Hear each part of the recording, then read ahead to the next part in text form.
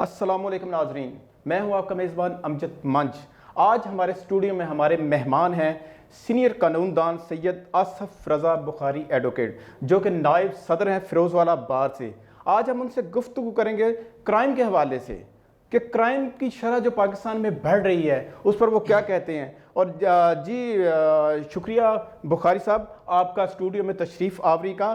ہمیں بتائیے گا کہ کرائم کی جو شرح بڑھ رہی ہے پاکستان میں اس کی وجوہات کیا ہیں؟ اعوذ باللہ من الشیطان الرجیم، بسم اللہ الرحمن الرحیم۔ سب سے پہلے امجد مان صاحب، میں آپ کا شکر گزار ہوں کہ آج آپ نے مجھے اپنے اس ٹی وی چینل میں بلایا۔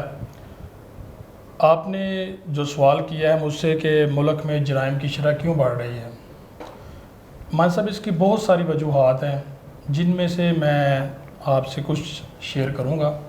سب سے پہلی وجہ تو یہ ہے کہ ہمارے ملک میں جو ہے وہ ان پڑھ لوگوں کی تعداد بہت زیادہ ہے، جن کو قانون سے واقفیت نہیں ہے۔ وہ قانون کو اپنے ہاتھ میں لینے کی کوشش کرتے ہیں، جس سے جرائم میں اضافہ ہو رہا ہے۔ سیکنڈ جو ہے وہ انصاف کی عدم فراہمی ہے۔ ایک شخص جب کسی کے ساتھ کوئی بھی وقوع سرزد ہو جاتا ہے تو وہ جب تھانے میں جاتا ہے تو پولیس والے اس کی بات نہیں سنتے۔ وہ بیچارہ تھانے میں مسلسل چکر لگاتا ہے، رات دن وہ تھانے میں جاتا ہے۔ اگر 2 4 دن 5 دن بعد اس کی FIR درج ہو جاتی ہے تو اس پہ کوئی کارروائی نہیں ہوتی، ملزموں کو نہیں پکڑا جاتا۔ تو یہ بھی ایک سبب بن جاتا ہے، وجہ بن جاتی ہے کہ جو جرائم جو ہے نا وہ ہمارے معاشرے شرح بڑھنے کا یہ بھی ایک ایشو ہے۔ بالکل جی، جو ہے وہ ہمیں انصاف نہیں مل رہا ہوتا۔ اس میں تیسری جو سب سے اہم وجہ ہے جو اس وقت ہمارے ملک میں تقریباً غربت ہے۔ غریب لوگوں کی تعداد بہت زیادہ ہے، غربت میں بہت زیادہ اضافہ ہو رہا ہے۔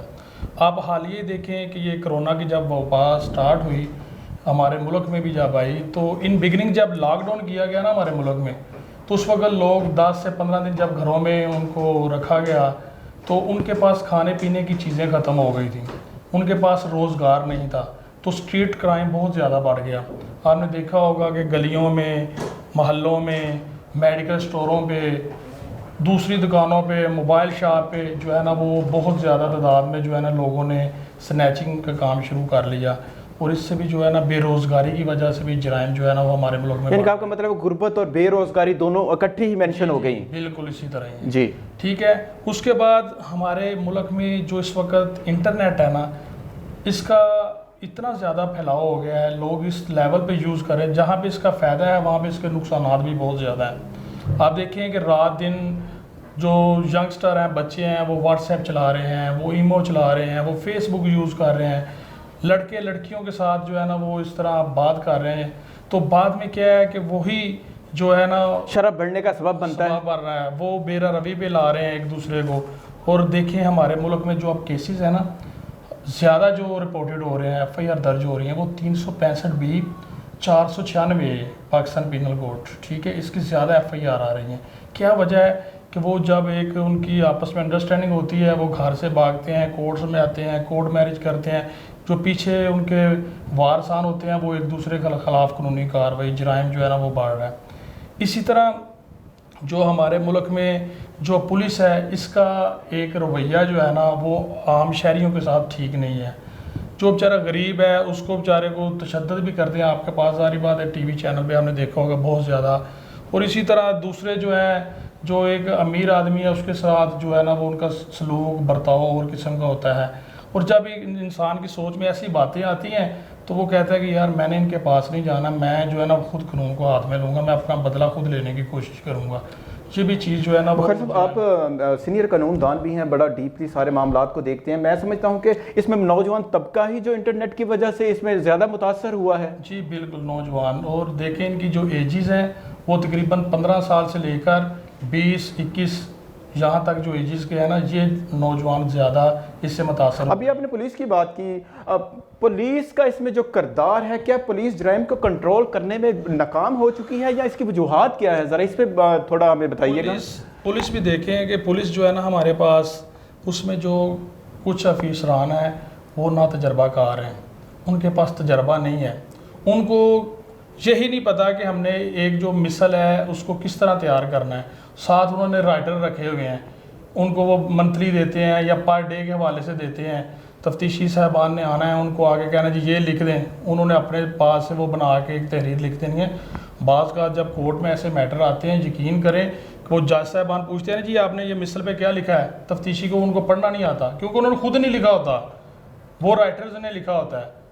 ان کے پاس جو ہے نا وہ سب سے اہم وجہ یہ ہے کہ یہ بیچارے جو ہے نا ان کو اس لیول کا نہیں پتہ, قانون کا رینکر ہوتے ہیں نا, نیچے سے اوپر گئے ہوتے ہیں, انہوں نے پڑھا نہیں ہوتا, ٹھیک ہے کہ نہیں, پروموشن ہو جاتی ہے ان کی جو ہے نا وہ ان کو نہیں پتہ. یعنی کہ آئیو کے پاس جو ہے وہ جو بھی ان کے پاس اختیارات ہوتے ہیں, جو پاورز ہوتی ہیں, اس پہ تفتیش وہ مکمل نہیں کرتے یا تفتیش کا دائرہ کار صحیح نہیں بھیجتے عدالتوں بس میں. وہ صحیح طریقے سے جو ہے ان کی 173 کی رپورٹ آنی ہے نا کورٹ میں, انہوں نے چلان بنا کے بھیجنا ہے, اس کو صحیح طریقے سے مینیج نہیں کر پاتے, ٹھیک ہے. کہیں پہ کوئی شہادت رہ گئی ہے, کہیں پہ انہوں نے جائے وقوعوں پہ جا کے شواہد کٹھے کرنے ہوتے ہیں, وہ نہیں ساتھ ان کے لاف ہوتے, اس طرح کہیں نہ کہیں کمی بیشی ہوتی ہے. اس میں مدعیوں کو بہت سارا نقصانات پھر ہوتا ہوگا. ساری بات ہے جی, دیکھیں مدعی بیچارہ جو ہوتا ہے اس کو تو اتنی اویئرنیس نہیں ہوتی میں نے کیا کرنا ہے, کیا پرووائڈ کرنا ہے, جو انہوں نے کہنا ہے انہوں نے ان کو مہیا کر دینا ہے. لیکن یہ بس ان کے ساتھ جو ہے نا وہ ناانصافی ہو جاتی ہے, جس کا فائدہ جو ہے نا وہ کورٹ سے ملزم کو چلا جاتا ہے. یعنی کہ پراپر اگر آئیو اس پہ میرٹ پہ تفتیش کرے, عدالتوں میں بھجوائے, تو آپ کے بہت سارے کیسز میں فیصلے بھی جلدی ہو جائیں گے, آسانی بھی پیدا ہو جائے گی, اور ان کو سزا بھی ہوگی, اور معاشرے میں شرح بھی کم ہو جائے گی. دیکھیں نا جب ایک ملزم کو سزا مل جاتی ہے, وہ جرم کرتا ہے, اس کو اس کی سزا ملتی ہے, تو اس سے ایک معاشرے میں جتنے رہنے والے افراد ہیں وہ بھی ان سے عبرت حاصل کرتے ہیں کہ اس نے یہ جرم کیا, اس کی سزا مل گئی ہے, لہٰذا جو ہے ہمیں اس سے اوائڈ کریں, ہم یہ نہ کریں. اگر ایک ملزم کو سزا ہی نہیں ملتی, وہ کورٹ سے بری ہو جاتا ہے, یا اس کے جو ٹھوس شہادت نہیں کورٹ کو پرووائڈ کر پاتے تفتیشی افسران یا مدعی پارٹی نہیں کر, تو جب وہ بری ہو جائے گا تو جو باہر لوگ ہوتے ہیں ان کو بھی ایک جو نا حوصلہ افزائی ملتی ہے کہ اس نے یہ جرم کیا, اس کو کچھ نہیں ہوا, ہمیں بھی کچھ نہیں ہوگا. ٹھیک ہے, اس میں پولیس کا بہت زیادہ رول ہوتا ہے, پولیس کا بہت زیادہ کردار ہوتا ہے. اگر پولیس اس کو اچھے طریقے سے, یہ اصلاحات کون کرے گا پولیس میں, پولیس کا وہی نظام وہی سلسلہ کس طرح یہ ہوگا؟ بالا ہیں, انہوں نے اس میں ظاہری بات ہے آلریڈی ہیں, لیکن اس پہ عمل درآمد نہیں ہو رہا. پولیس آرڈر ہے, ٹھیک ہے, اس پہ آلریڈی جو ہے نا ان کو عمل نہیں کر رہے. عمل کریں تو یہ جو ہے نا بہت اچھے طریقے سے ہمارا جو ہے نا کنٹرول ہو. بخاری صاحب, جو پولیس افسران ناقص تفتیش کرتے ہیں ان کے لیے کوئی سزا کا کوئی تعین ہے ایسی صورتحال میں؟ ٹھیک ہے جی, اگر ایک بندہ ایک مٹیریل پرووائڈ کرتا ہے ان کو, اگر وہ اس کو نہیں ساتھ لگاتے تو ان کے خلاف کارروائی لیگلی طور پہ ہے. اس میں جو ہے نا اگر وہ اپنے اختیارات کا ناجائز فائدہ اٹھاتے ہیں تو ان کے خلاف 155C کے تحت کارروائی ہوتی ہے. جی اس میں آپ بھی اس میں وہ کارروائی ان پہ کروا سکتے ہیں؟ جی, جو بھی متاثرہ شخص ہے وہ ان کے خلاف جا سکتا ہے, کورٹ میں کروا سکتا ہے ان کے خلاف. دوسرے بات یہ بتائیے کہ عدالتوں میں ابھی جو صورتحال چل رہی ہے اس میں وکلا کا کردار ذرا وہ مینشن کیجئے گا, ہمیں بتائیے گا کہ وکلا کا کیا کردار ہے اس میں؟ دیکھیں جی, ہمارے پاس جب کسی نے آنا ہوتا ہے نا, وہ بیچارہ تھانے کے دھکے کھا کے باہر سے پھر کے, کبھی وہ DPO کے ساتھ پیش ہو رہا ہے, کبھی وہ SHO صاحبان کے پاس پیش ہو رہا ہے, کبھی متعلقہ DSP کے ساتھ پیش ہو رہا ہے, اس کے بعد اس نے ہمارے پاس آنا ہوتا ہے. ہمارے پاس جب وہ آتا ہے تو ہماری 110% کوشش یہی ہوتی ہے کہ ہم اس کو زیادہ سے زیادہ ریلیف لے کے دیں, کورٹ سے بھی اور خود بھی ایفرٹ کریں. اس کے لیے ہم ظاہری بات ہے ورک کرتے ہیں, اور اس کو جو اس کا ریلیف بنتا ہے وہ ہم کورٹ سے لے کے دیتے ہیں. یہ تھے جی ہمارے ساتھ سینئر قانون دان بار کے وائس پریزیڈنٹ بھی ہیں سید آصف رضا بخاری صاحب. یہ ہمیں کرائم کے حوالے سے گائیڈ کر رہے تھے, کرائم کی شرح کے حوالے سے بتا رہے تھے, افینسز کے حوالے سے بتا رہے تھے, عدالت میں وکلا کے کردار کے حوالے سے ہمارے ساتھ بات کر رہے تھے. بہت شکریہ آپ کا, آپ کی تشریف آوری کا. ایک نئے پروگرام کے ساتھ دوبارہ سے آپ کے ساتھ حاضر خدمت ہوں گے. اللہ حافظ.